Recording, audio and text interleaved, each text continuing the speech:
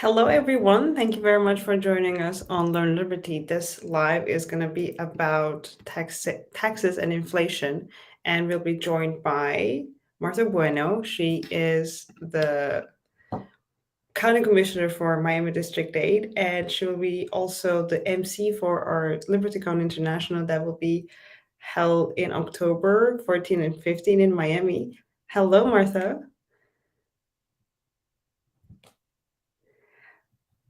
Sorry, I muted myself. I'm sorry. I just wanted to make a quick correction. I am not a commissioner. I am a community council member. Just wanted to clear that up because I was running for commissioner, Sure. but I did not get the seat. Sorry, not American here, so I mix them up all the time. I'm sorry. I It's apologize. okay.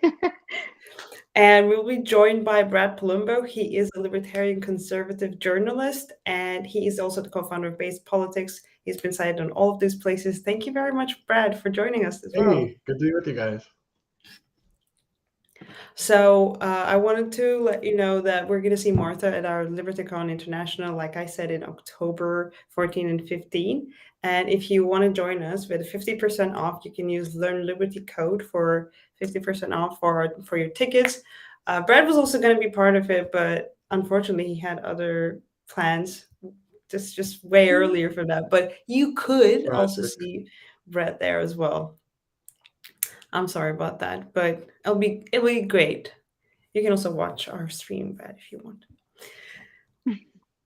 I'm sure. So today we're going to discuss about the current tax system in the US. And Martha, she has a very specific experience with Miami tax code, and she was also fighting for that. And Brad has been writing about it for all along. So I think we're going to have a lot of things to talk about. So, but I would like you to introduce yourselves a bit better than I did first. Go sure. Ahead, Brad, you want to start first? No, Martha, you go ahead. Okay, so I just recently got off a run for Miami-Dade County Commissioner. As I mentioned, I am a community council member. I've been doing that for 4 years. And this has given me the unique opportunity to pay attention to what is happening with Miami-Dade, with its taxes, with, as you mentioned, the tax code. And so that is why I am here. And of course, as you mentioned, I will be the MC of LibertyCon. So everybody, please buy your tickets now. Make sure you have your tickets ready to go. It's going to be a good time. Great. Go ahead, Brad. You have also a lot to talk about, I'm sure. Yeah, so I am a journalist. I cover economics from a libertarian-leaning perspective. I actually studied economics at the University of Massachusetts Amherst, which folks don't know. It happens to be the only openly avowed Marxist economics department in the continental United States. But I was actually really put off by it. I was like, this is not my cup of tea. And so I went and really became interested in free market economics, Milton Friedman, Thomas Sowell, Ludwig von Mises. And I've been writing about these issues for years now. And the issue of taxation is one that we never seem to get enough coverage of because they're constantly working to raise our taxes in new and novel ways. And as I'm sure we'll discuss, inflation is in and of itself, it's a form of taxation. And that's the one we've been dealing with the most. So I've been all over covering that. Thank you very much. So since I made the mistake first, I'll go and ask Martha, what does a county commissioner do? And what did you want to do, especially considering changing the life situation of life for people there? You muted yourself. I keep doing it. I'm sorry. This is like, I'm trying here. So what does a county commissioner do? Miami-Dade County is the 7th largest county in the United States. And its budget, actually, we just increased it by $1 billion. Its budget right now is $10.3 billion with a B. So what do county commissioners do? Well, they manage that budget. They decide which projects get funded, which ones don't, where that money goes, etc. And my goal, the reason I was running was because I saw the waste, saw the inefficiencies, and I wanted to contribute, add my little piece to that. Unfortunately, I didn't get the seat, but that's not the only way that we can make changes. I expect to continue to follow what's going on and holding people accountable because it is a lot of money, and that money is coming from our pockets. Unlike the federal government, the state, the county can't print their own money. So if we don't have the money, we will be insolvent. So that is a big reason why we should all be paying attention to what happens in our local governments.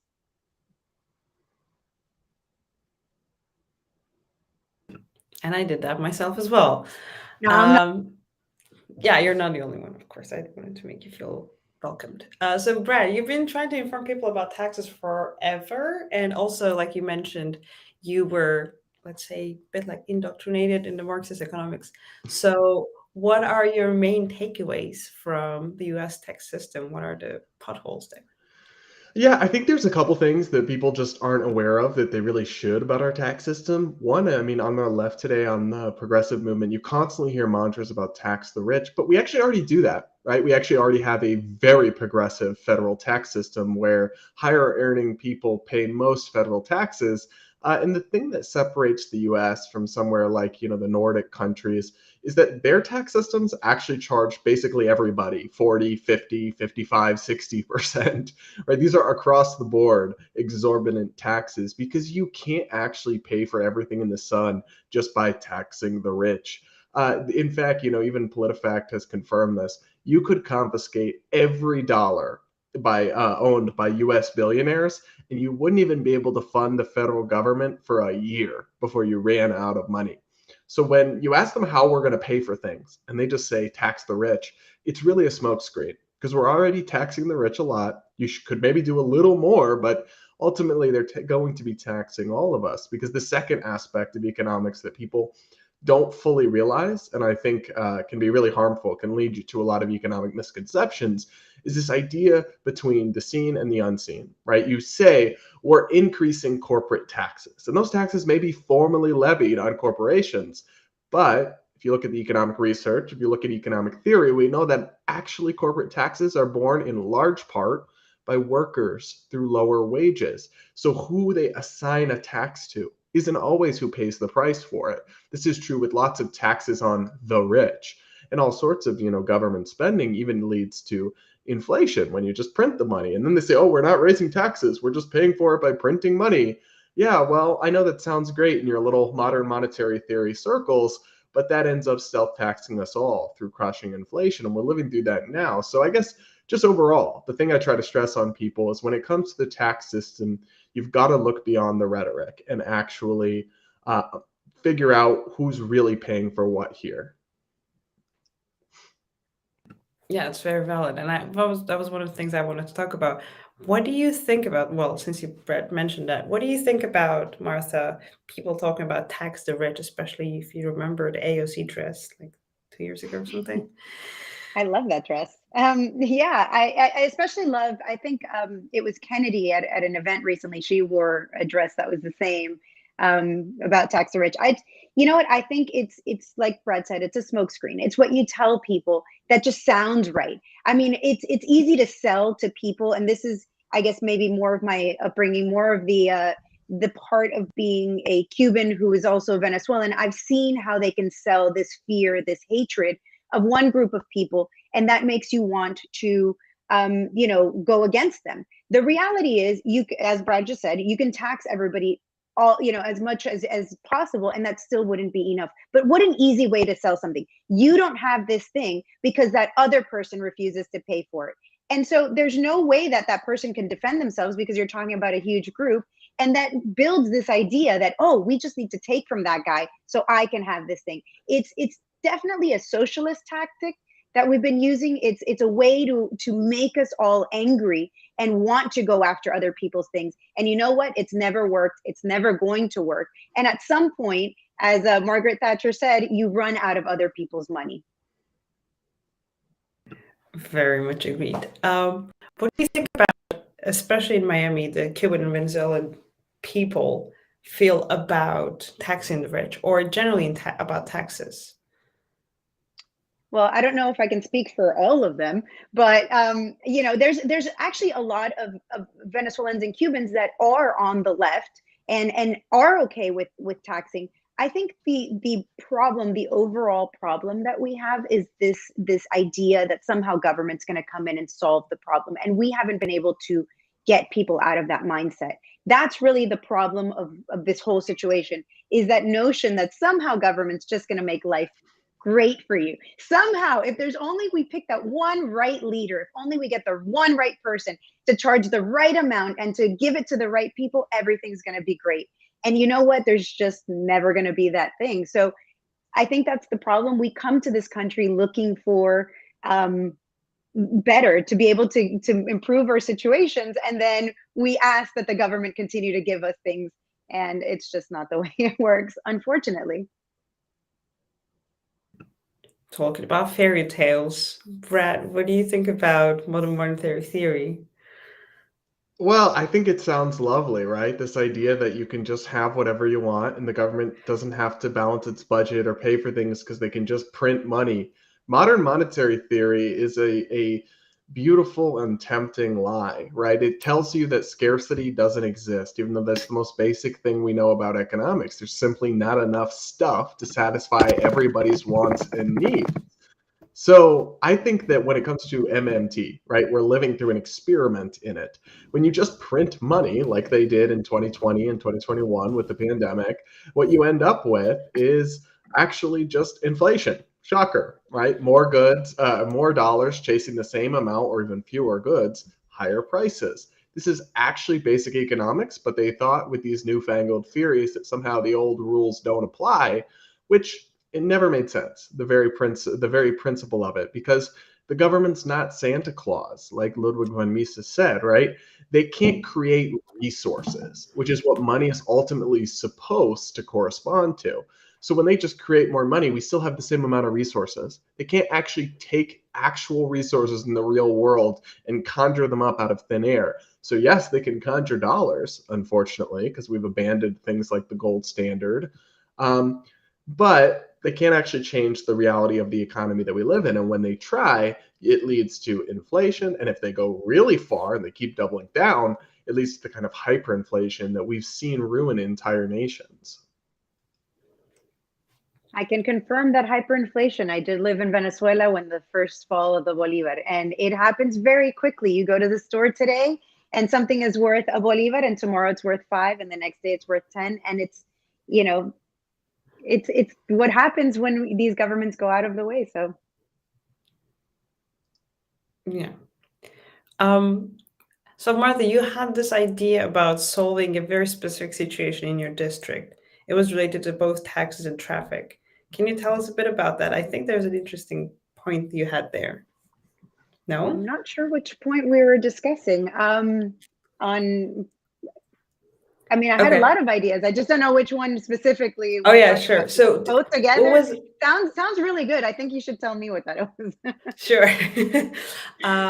So what was your idea about the tax system in Miami? What would you change there?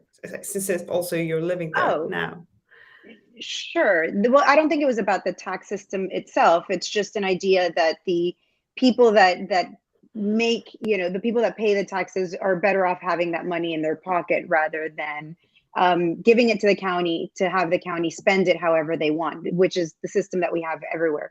So really, it wasn't necessarily an idea other than just lowering the tax rate so that people keep more money of the money that they have in their own pockets rather than in government's pockets, where we see the amounts of waste and just general inability to produce the results that we all expect the government to produce.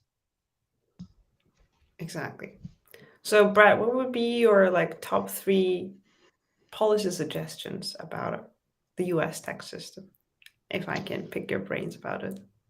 Oh, wow, there's so much. Where to begin? I agree with Martha's general premise, right? Because it reminds me of something Milton Friedman talked about. Ultimately, when you spend your money on yourself, you're going to be sure that you're getting the best price and that you're getting a good product. But what government does is they spend other people's money on other people. That's a recipe for not necessarily caring how much of a bargain you're getting and not caring how efficient that spending ends up being. So that's how you end up with things like I was just reading today. The Internal Revenue Service, when we did our big COVID stimmy binge, they sent over $1 billion in stimmy checks to inmates, to literal prisoners, including people convicted of rape and murder. You add that to the billions they sent to literal dead people, the millions they sent to random citizens of foreign countries who years ago once worked in the US, and the stimulus checks alone show you how disastrous it can be when you let other people spend other people's money on other people. And that's essentially what the government is always doing. So, I mean, it's just as much of that, mitigating it as possible. I think there are some taxes that are more harmful than others. I think the corporate tax is really a very difficult one because it hurts us internationally, competitively. It's very misleading to the public because they think that businesses pay it, but actually it's mostly borne by everyday people. I think other taxes that are really bad, the payroll tax, it's really hard to cut because it's tied up with, lots of our entitlement programs, but it's regressive tax literally applied on jobs. And when you tax something, you get less of it. So in general, the idea that we're taxing income, we're taxing payroll, those are things we should want more of, not less. To the extent that you're going to have taxes, I think you should be avoiding taxing things we actually want more of. That actually is very good. Makes sense a lot, especially with the payroll. But what you said with payroll tax, with the more you tax, the less you have it. So it doesn't make sense in the long run. But yeah, go on, do that. I wanted to ask Marissa, I'm sorry that you lost, but you came second.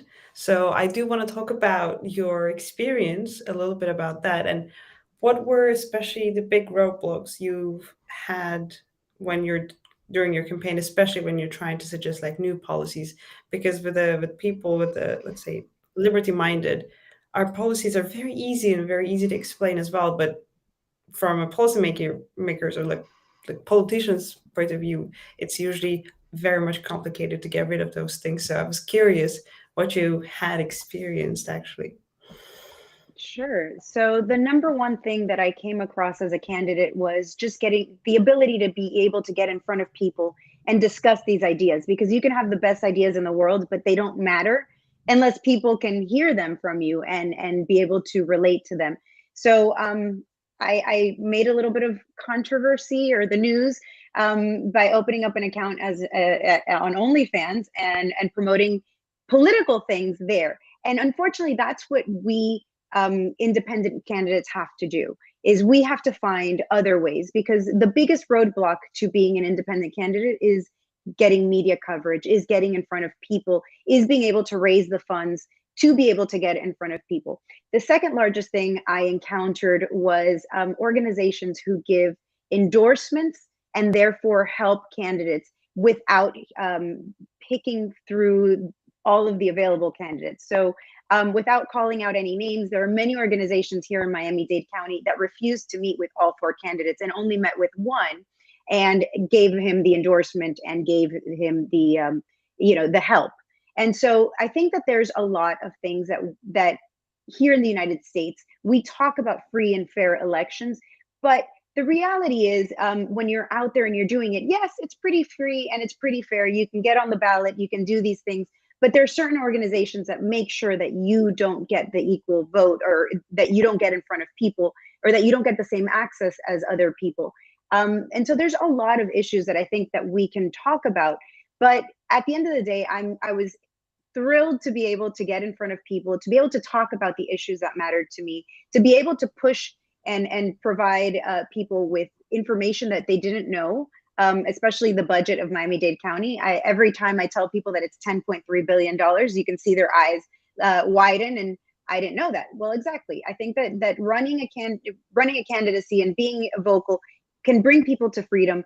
I don't know that it's a game that independent candidates are necessarily well equipped to play. And I think that that's something that, especially in the liberty movement, we need to talk about, because we often talk about like Twitter and being on social media. And I think my candidacy proved that you can be in every major news station, especially the local ones, and still not win. And it takes more than just being a candidate that people know is out there. It takes a lot more. And we need to focus on our messaging, but the messaging is irrelevant if people aren't hearing that message. Very correct. Brett, do you want to say anything about that? Yeah, I think it was super cool what Martha did with the OnlyFans. You got so much media attention and coverage on that going outside the box. And as far as I'm concerned, power to you.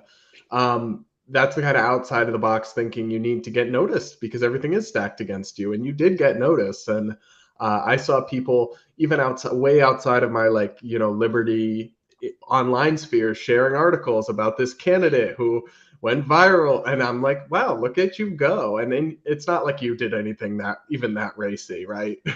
I mean, but even if you did, power to you. Maybe, maybe, Brad. Yeah. No, I'm kidding. I'm not your target audience for it, but power to you. I mean, I think this is just important that we do these outside of the box things. I mean, TikTok, right? Twitch. How many people in the liberty movement are actually active in these spaces? I am. A few people are, but mostly, they're not caught up with the times. And if you want to win the next generation, Gen Z, you kind of have to go where they are. Somebody asked me the other day, how can you be on TikTok? That's a Chinese Communist Party owned app. And I'm like, you're totally right. But the choice is either to cede it to the socialists, who are the biggest influencers on there, and just let them influence Gen Z, uncontested, or to go on this app that I don't really trust, that doesn't really respect my data privacy, and actually go where they are, right? Rather than say, well, I'll just stay over here on my island and wait for them to come to me. Like, no, you got to adapt. You've got to go think outside the box. You can't just do the same thing over and over again and expect a different outcome. So whether it's OnlyFans, whether it's TikTok, whether it's Twitch, whatever it is, I think we need to be forward looking in our pursuit in how we're going about our messaging. Totally agree with that. And just for the record, I'm fully clothed on OnlyFans. Still, power to you. I agree. Also, Brad's TikToks were my inspiration to go on TikTok, and then we also started Learn Liberty's TikTok because, okay, we can do something like that. So go follow Brad. Also, go follow Learn Liberty as well. We'll try to do something like that. That's very cool. I'm really glad. Also, I wanted to say that the OnlyFans thing is very cool. It's also very provocative, and I think it's very forward thinking. We need to, especially as a woman, you yourself is very aware of the space you're taking in politics as a woman. So you go on and turn it around them and make them aware of the space you're taking there. So that's very cool. Yeah, I got a lot of flack for it. A lot of people were upset because it's OnlyFans, but I don't put any porn content on there. It's just a platform like any other, but it had that notoriety because people assume that you're gonna have. So I think it's not for everyone. And now that I've done it, I don't think it'll work necessarily in the future. Maybe it will. Who knows? We'll see where that goes. But I think the idea was to find a way to get your name out there without having to spend the millions of dollars to get your name out there. And that's the point that I hope I made clear, especially to the Liberty community, is you just can't keep doing things the way the other guy does because you'll never be able to compete. And in my race specifically, my opponent raised just under $2 million to my $100,000 raise. And for a libertarian, $100,000 is a lot of fundraising. Very few candidates managed to get that kind of money. And it was here in Miami, people looked at me, and political people looked at me and pretty much said, you're not doing enough. You haven't raised enough. You need to raise over $1 million. And even if I could have, I would not have done $1 million raise. It's just such a waste of money. And so, I don't want to discourage people, but definitely we need more people thinking in these kind of outlandish guerrilla marketing type of things, because that's what's going to push our movement forward. Yeah, that's very cool. Guerrilla marketing. Like you said, as libertarians, we know the struggle to get to the money, get to the funds, and actually get to the people. Yes. Also, because we're libertarians, we don't want to waste money. At least I don't. I mean, I want to be. How can we get up there on the dais or in whatever political position we ask for after we just raised $1 million and blew it? I mean, how can we say that we are conservative with your money when we can't even be conservative with our own? So I think there's also that. I didn't want to be a hypocrite. Yeah, I appreciate it a lot. I'll take you two both towards the tax system back again. I know it's not the most interesting topic, but we'll make it as libertarians.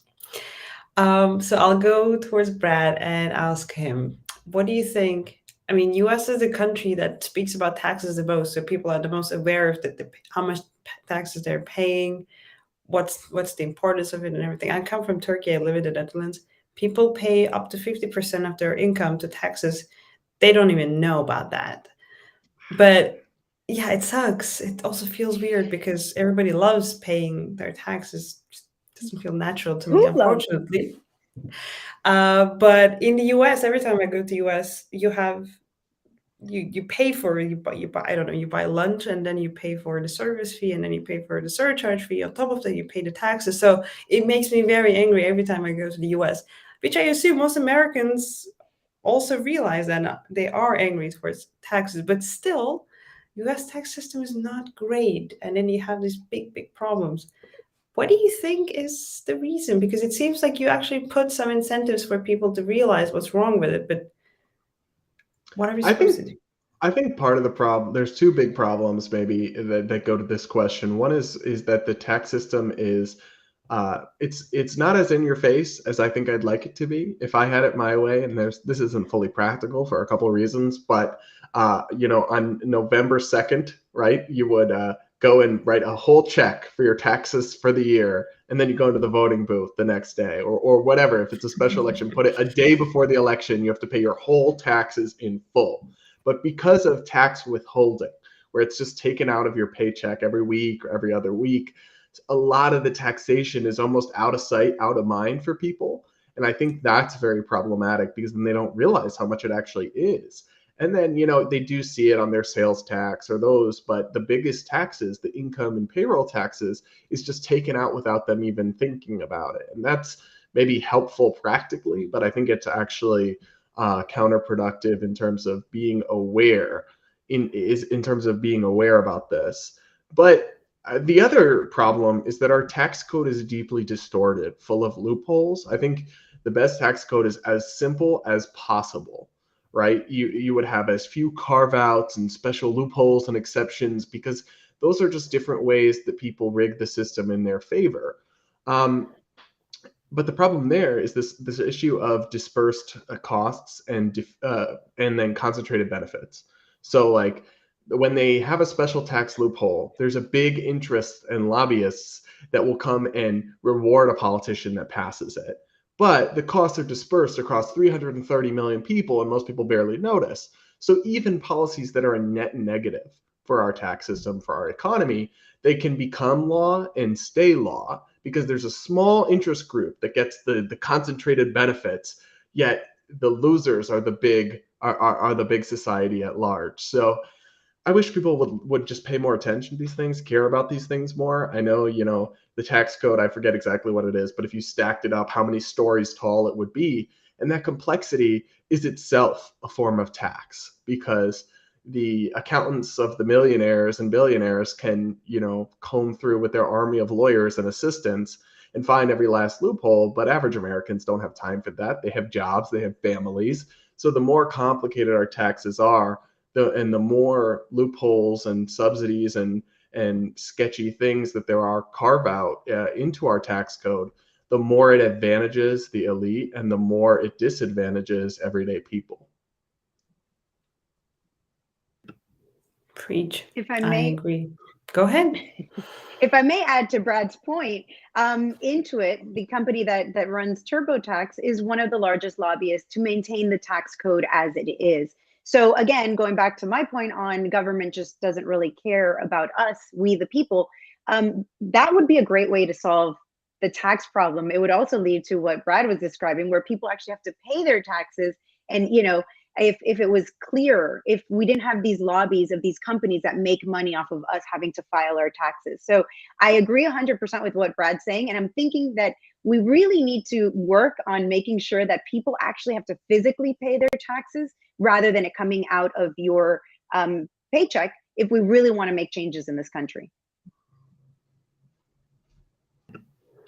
This really makes sense. Also, the first suggestion Brad had is very cruel, but it's the first time I'm hearing it. Sounds very good, actually, because every time I have to pay my taxes here, it's just something just runs down my neck. It's like, yeah, so Especially that was because really it's not like the money's going to a good place, right? It's like so much of it's it's going to be wasted, or worse than wasted. It's going to be used to like line the pockets of some military contractor doing goodness knows what somewhere.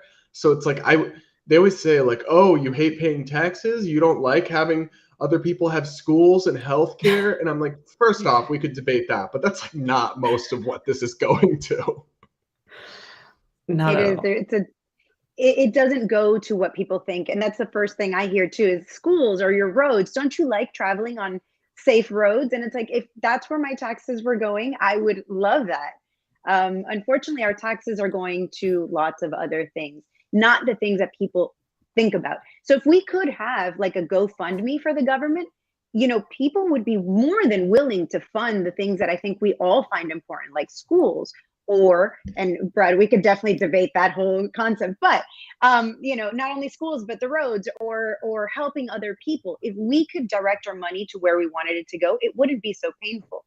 It's the fact that we can't. It's the fact that the government just makes up these choices for us, and they say we're going to fund these wars, or we're going to fund these companies. And I don't think that most Americans support that.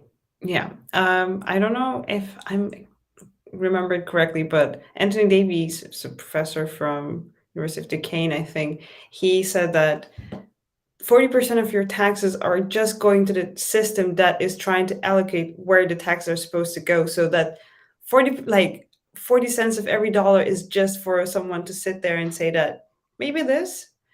It's just ridiculous. It just makes me very angry. It's probably more. I've read some statistics that it takes $1 to spend $1. So it's probably even higher, because it's like a system. You have to, pay the computers and the people to sit in front of the computers to make these. It's expensive to waste your money. Yeah, very much so. But before Brad came up with this amazing solution of like you have to pay all of your taxes before the one day before the elections, I didn't invent that, to be clear. You're fine. I don't You know made where it I heard popular it, right but now. That's fair enough. That's fair enough. I was Take gonna it, Brad. It's ask you, yours. just own it. I was just gonna ask you about the flat tax rate, because in Europe, a couple of countries are starting doing that. So they have 50% tax and no other questions asked. So like you tell them you make this much money and then 50% of it's taken, and that's it. There's no more filling out forms, no more trying to claim whatever else. What do you think about it? I'm curious about both of your opinions separately. Well, I think it's better in the sense that like you shouldn't have to have an army of accountants or pay somebody. Think of all the billions of dollars that are spent just paying accountants, right? It's kind of a waste. The idea, even under a flat tax, right? If you have 10% for everybody or 15% for everybody, rich people still pay more because 15% of a million is more than 15% of 50,000. So people are like, oh, well, why should I have to pay as much in taxes as a billionaire? And it's like, well, it would actually be a lot more money still. I guess I'm only on a relative basis. But I think that we're so far from there that the best we could hope for is simply reducing rates and then closing loopholes, because like we have a progressive tax system, especially federally. And to go to a flat tax, I think is a great idea, but I just think it's pretty far from where we are. But as simple as possible, Republicans have never really actually acted on it or done it, but they used to talk about you should be able to do your taxes on a postcard. And that is a really good idea because, like I said, complexity is a subsidy. It's a form of reverse taxation, right? Like the more complicated it is, the more loopholes there are, the better that benefits the giant corporations and the super wealthy, and the worse that benefits an average person who doesn't have the wherewithal or the resources to navigate all this stuff and doesn't have an army of lobbyists on speed dial. So the fewer, and for every exemption, some people will say, but I really need this one. And it's like, okay, well, you got to get rid of all of them, because if you just try to get rid of some of them, then you would end up with debating, well, charity is good though. And it's like, yes, there lots of these are good things, but if we just get rid of all of it, then it's a level playing field, and that's what I think we should strive for. I'll agree with you on that one. I think that for the flat tax, we should absolutely strive to go for it, even though the number you gave out, 50%, scares me. I would rather take a 50% flat tax than what we have now, just because of the amount of savings that we'd have. Like Brad mentioned, with accountants and lawyers, and even for somebody that isn't a millionaire or billionaire, I can't do my taxes alone. So there's a lot of cost for the average business, the average person. So definitely taking a flat tax, even if it was 50%, I would take that, because then we can fight to reduce the flat tax amount. So I love the idea of a flat tax. I agree with Brad. We are far from it, mostly because most Americans, when you start talking about taxes and a flat tax, they'll tell you, but so-and-so needs to pay more, and Jeff Bezos didn't pay enough, and, and so on and so forth. But meanwhile, I recently saw something of one of these influencers out on the street with a microphone, and they asked people, hey, how do you feel about giving more money to X group? People are like, yes. And they're like, how much are you personally going to contribute? How much more are you willing to pay from your taxes to cover that? And people are like, no, not at all. So I think that is brilliant, to start bringing it towards people and making them realize that those policies that they're asking for, somebody's got to pay for those things. They don't just magically appear. We don't magically have the money. Well, I mean, we kind of do, but that's a whole other topic. I also wanted to pick up on Martha about property taxes. I know you have some issues with that. Can you tell us a bit about that? Oh man, you're getting me on these subjects that I just passionate about. I love property tax. Well, no, I don't love property taxes. I'm passionate about property taxes. So one of the great tragedies, and I don't know if it's everywhere in the United States, but definitely here in Miami-Dade County, is that we charge every single year people to be able to rent their property. And this doesn't matter if you're actually renting from somebody else or if you are the owner of your property. If you own your property, we charge you an annual fee, and you don't really have much of a say on that. They did cap it in Miami-Dade. It's 3%. It can grow year over year. And then you are forced to pay this. So one of the great tragedies happening here in Miami-Dade County that nobody is talking about is the amount of people who lose their homes. Even 100% paid off homes are lost. And these are generally people who are the elderly or who have some type of disability, mental health, whatever the issue may be, that they paid off their mortgage and they think that they're set for life. And then comes this realization that they can no longer afford their house and they're kicked out. And it doesn't happen in a long period of time. It's not a 10-year process. It's a 2-year process. You don't pay your property taxes 1 year, and those property taxes get sent to an auction. Somebody buys it. And then by the next year, they can already foreclose on your home. Maximum of 3 years, and you would be out of your house. So think about it. If you have a medical condition and for this year you can't pay for it, and it lags over a year, you're going to lose your home. And it is a travesty that in this country, we are taking people's properties away from them and selling it to the highest bidder and leaving them on the street. This is the American dream. It's your property. Why do we have to pay the government to be able to keep your property that you paid for, that you built on, that that you've done? And it's just, I don't know how else to say it other than it's just disgusting. It really is. I really didn't know about that. But Brad, what do you think? I did it. Yeah, the very idea of the property tax is kind of offensive in that it's like, is it really your property if you have to pay to not have it confiscated from you? It also, I mean, property taxes are usually used to fund schools, which then has created a very messed up government school system that perpetuates inequality because the rich neighborhoods have more money for their schools and the poor schools don't have as much money. So I just think property taxes overall are a very fraught area.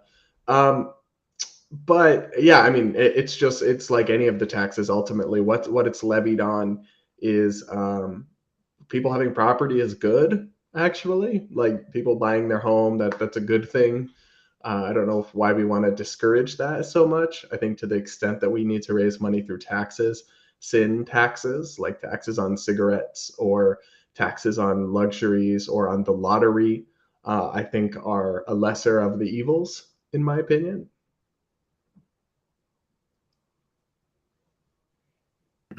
That's correct. I also wanted to pick your mind a little bit about, you had a piece about the rent control experiment in St. Paul. Do you want to tell us a bit about that, Brad? Yeah, so rent control doesn't work out great. Rent control, for folks that don't know, is basically when they pass a law that says rent can only go up by 2% a month, 3% a month. And in St. Paul, it absolutely failed. It always backfires, it leads to higher prices, it leads to lower supply. Some famous economist, I can't remember who, said like the first fastest way to destroy a city is bombing. The next is rent control. And so for folks that aren't familiar with it, they might not be aware that it's something that's happening in cities across the country, but it is, and it is basically a form of government intervention that totally destroys your housing markets. And it's supposed to help people and lower rent, but it really does the opposite by limiting supply and leading to higher prices over time. So rent control, not great, folks. Don't do it. It is not great, and it is illegal in the state of Florida. Just another reason why people who want freedom should move to Florida, even though we'll still steal your house and take it away from you if you don't pay your property taxes. Well, a good reminder for people to go to Florida that we're going to have our International LibertyCon in October 14 and 15. So again, don't forget the code 50% off. We don't like to pay too much for anything. So 50% off is quite a bit. So please do take advantage of that, and please join us at Miami LibertyCon at October 14 and 15. And you can get to meet Martha also and get to hear about her passionate ideas about taxes, property, especially for property taxes, in person. Also, I really like reading your piece about the rent control, Brad, because I'm 28 now. I feel like I will never be able to buy a house, so I'll be renting for the rest of my life. So if that's happening, I'd like to at least have my own control over that. I don't want to live in a country in a city that has that fails completely. And this millennial housing crisis is actually hitting us harder than we thought. Martin, what do you think about that? Do you think you have that kind of a millennial crisis that's happening around Miami, or is it mostly a big city problem? Well, we are a big city. We are a huge city, and we absolutely have this problem. And I actually have children that are millennials. So my oldest is 21, and he, I think he feels the same way you do, which is how can I ever actually pay? When will I ever be able to own my own property? And I think that this just goes to show that this is why we need to get government out of the problem. Buying a piece of land probably wouldn't be that difficult. Building your own house probably wouldn't be that difficult. But here we are. Government requires so much in order to be able to have something. And it's almost like they want it perfect, right? So we have these building codes and you have to follow it. Otherwise, you can't live there. They won't give you a certificate of occupancy. So there's a lot of things that government does that just kind of keeps our youth, especially, feeling like they won't be able to afford to live in this county. Miami-Dade has a huge growth in population. We are the place that, we've traditionally had immigration from South America and Central America come to Miami, especially Cuba. We have the largest Cuban diaspora in the world. But right now, I like to joke around and say we're actually bringing in immigrants from New York and California. So we have a huge population growth. And the reality is we can't keep up with the housing. So housing just gets more and more and more expensive. And then you look at what the government is doing to provide free or cheaper housing, and it only helps the developers. It only really helps the government themselves, or the people that fund those people in government. And so we're never going to solve the problem by continuously thinking that government has the solutions. We should probably get government out of the way and allow for the free market to offer solutions. And we've seen this around the country in modular tiny homes or container homes. There are so many new building materials and building ways that would lower the cost of, having your own home. But government doesn't want to hear those things. And I think that's the real tragedy, is that we're not bringing in that innovation. We're not allowing these companies or these, ideas to flourish. Yep, very true. What do you think? So I'll pick your brains a little bit as like sort of like closing remarks a little bit. So what do you think are the 3 things that we can resolve quickest in the US, but we just don't? Could be about taxes, could be about anything, free market, open borders, anything. I think that well, this is on everybody's mind right now. The easiest thing we could do to stop college from being so insanely expensive is just end the federal subsidies, the federal student loan programs that have given schools a blank check to raise up tuition prices. I think that could stop tomorrow. Uh, and honestly, we'd be better off for it. I think another thing is we could just turn off the money printing machine at the Fed. Right? Congress could pass a law saying, please stop, go home, and then the inflation would check itself within a few months or whatever it would take for it to work out of the system. So it's just like a lot of these things, the solutions aren't actually super complicated. It's just that they're a big political lift or would require a lot of people to accept that they can't have everything that they ever dreamed of for free. That is correct. You have 2 more, Brad? She wanted 3 items, Keep it coming. I gave 2. A third one. What could we do easily? I don't know. You go. I'm stumped. I am stumped because I don't think that there's anything that we could do easily. I think everything is kind of education would probably be where I would go with this, and it has nothing to do with our taxes, or a little bit, but education, because all of these problems that we have stem from the lack of education, or the reason that people believe that we need these taxes is to fund this education that then they're just not getting a good one. So by fixing our education system, we would first create more people that are actually educated, and then we wouldn't have necessarily this tax issue. Education, you can get an education anywhere. I've probably learned more off of YouTube than I ever did throughout my entire years going to regular school, high school, college. I have a bachelor's degree, and I feel like I go to YouTube to learn so many things or open up a book. Why do we insist on everyone going and getting a college degree as if that was like the be all end all? I know plenty of people who've gone to college, and unfortunately it seems that they went to college, but college kind of didn't sink in. And we have some elected representatives where I think that's the case. So I just think that we need to focus on education. That would be my first quick solve, although I don't think. And then for the other ones, I have no idea. Nothing is easy. I mean, I thought running for office would at least be somewhat easy. That wasn't. So you have to get power in order to make these changes. And I know that a lot of people on this own feed are more anarchist leaning and thinking, you know what, just don't participate. And that's where then comes back. We have to step in. We have to start educating. Nothing is going to change until we have people that actually care about the situation and what's going on. And I don't know how you solve that. More TikTok.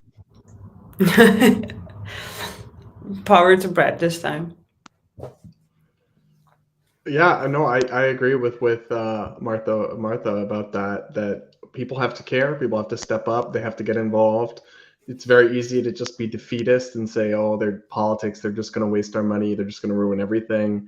Yes, but it doesn't have to be as bad as it would otherwise be if we do get involved. So I completely agree with that. And how do we make that happen? I mean, as libertarians, or even generally liberals, because I live in Europe, it's been very hard for us to actually raise our voice and maybe be heard. So power to you for actually trying to do that. I'll get 2 last opinions from you, and that's about your hottest take as a libertarian. Mine is that I think European Union is against open borders policy. So that's my hot take. That will always make people go against me. That'll corner me in every bar. So that's what goes. What is your hottest take as a libertarian? Like our least libertarian opinion? Is that what you're asking for? Yeah. Yeah, okay. So mine is I believe in anti-discrimination law protections for gay and transgender Americans. I think, there's a whole debate over the Civil Rights Act, but it's not going anywhere. And anti-discrimination law is part of how the government keeps markets open and free to everybody. And I've also always believed that, we have religious people protected under civil rights law. So gay and transgender people should be too. Otherwise, that's an inequality in the law, which I don't believe in. So I don't see why you should be able to fire somebody for being gay or being transgender, which is not a choice. But you can not fire somebody for their religion, which is a choice. So I think if we're going to have these anti-discrimination laws, I've advocated for them to be expanded in a way that respects religious freedom, not applying this to like religious schools or to, nuns or these kinds of things. But yeah, I mean, I support anti-discrimination laws, and that's never been a fully libertarian position. So cancel me. It really is. It's a hard position. So It is. props So to my you, hot Sue. take, which should not be anti-libertarian, but I'm going to put it out there, and I think a lot of libertarians are going to disagree with me, and that is immigration. So I believe that you can't have actual freedom unless you are free to move, complete freedom to move, and that includes allowing people to come into this country. Now, I'm not, obviously as a libertarian, I don't believe in the welfare state. I don't believe that we should be providing anything to anyone, really, and especially not people that come to this country seeking a better opportunity for themselves. But I see a lot of people not agreeing with that because we have these government programs and handouts and whatnot. But I absolutely think that freedom of movement is absolutely a libertarian ideal. And I know that that's a big controversy within the party. Nobody wants to openly say that they are for open borders. I absolutely am. And the economic side of this, and I hope, Brad, you might be able to back me up on it, is that when immigrants come to a place, one location, actually we see the opposite of what people argue, which is that there is more economic opportunity. And I believe that my city, Miami, is one of these particular case studies that we could look at. 50, 60 years ago, we had very little in terms of immigration of any kind. And over time, we now see this huge metropolitan city. And that is because the people that also need things, they also provide things, and it provides a market for everyone else. So I think that's my big hot take. It should not be, but yeah, it is. It's very much of a hot take these days. We're hearing, we're reading all about it. So thank you very much for actually being on a very libertarian side, I would say. These are all of my questions. Thank you very much for joining. Do you wanna add on anything else? Do you want to pitch in your organization, your podcast, your whatever you check do? out FEE, the Foundation for Economic Education, FEE.org, and also Based Politics, my podcast. Search it wherever you listen to podcasts. I'm going to echo Brad's. It's a great podcast. Everyone should check it out. Based. It also features Hannah Cox, who's wonderful and amazing, as are you, Brad. And then remind everyone that we have LibertyCon coming up in October. I'll be the MC. I need people there to cheer us all on. So please show up, please come, buy your tickets. And that's about it. I'm no longer running for office. Thank you. Also, unfortunately, we won't have Brad, but you can see Hannah and ask your hot take questions to her. Maybe she would need to Brad. Yeah. That is all from us. Thank you very much, and hope to see you soon. And thank you very much for joining our live Learn Liberty session. We'll be having at least one more of these before LibertyCon, and I can not tell you who's it going to be, but it's going to be very, very good. So stay tuned.